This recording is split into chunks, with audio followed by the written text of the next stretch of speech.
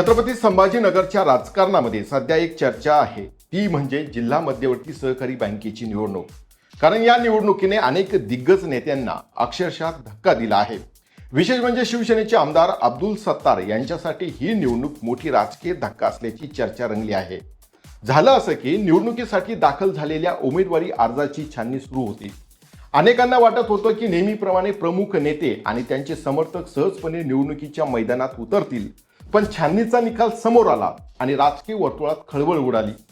सर्वात मोठी बातमी म्हणजे अब्दुल सत्तार यांचे सुपुत्र अब्दुल समीर यांचा उमेदवारी अर्ज बाद झाला. आणि एवढ्यावरच हे प्रकरण थांबलं नाही. भाजपाच्या आमदार अनुराधा चव्हाण, शिवसेनेच्या आमदार संजना जाधव, माजी आमदार अण्णासाहेब माने, माजी खासदारांची पत्नी इंदुमती पाटील आणि विधान परिषद निवडणुकीतील उमेदवार सुहास शिरसाट यांच्यासारख्या अनेक दिग्गजांची उमेदवारी अवैध ठरली. आता प्रश्न असा आहे की एवढ्या मोठ्या नेत्यांचे अर्ज एकाच वेळी बाद कसे झाले?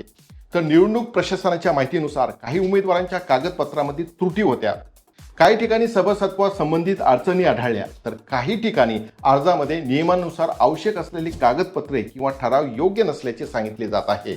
मात्र दुसऱ्या बाजूला या निर्णयावरती प्रश्नचिन्ह उपस्थित केले जात आहेत. काही नेत्यांच्या समर्थकांचा आरोप आहे की काही अर्ज मुद्दाम बाद करण्यात आले आहेत. त्यामुळे आता या निवडणुकीचं राजकारण आणखी तापण्याची शक्यता आहे. दरम्यान या सगळ्या गोंधळात एक नाव मात्र चर्चेत आलेले आहे, ते म्हणजे शिवसेनेचे आमदार विलास भुमरे. कारण या निवडणुकीत ते बिनविरोध विजयी झाले आहेत. पण खरी उत्सुकता आता पुढे काय होणार याची आहे. कारण एका बाजूला शिवसेना, दुसऱ्या बाजूला भाजप आणि त्यात अनेक मोठ्या नेत्यांचे अर्ज बाद झाल्यामुळे स्थानिक राजकारणात नव्या संघर्षाची नांदी सुरू झाल्याची चर्चा रंगू लागली आहे. अब्दुल सत्तार यांच्या गटाची पुढची भूमिका काय असेल? बाद झालेल्या उमेदवारांकडून कायदेशीर लढाई लढली जाणार आहे का? आणि सर्वात महत्त्वाचे म्हणजे या संपूर्ण प्रकरणाचा आणखी राजकारणावरती काय परिणाम होणार आहे? या सर्व प्रश्नाचे उत्तर येणाऱ्या काही दिवसात मिळणार आहे.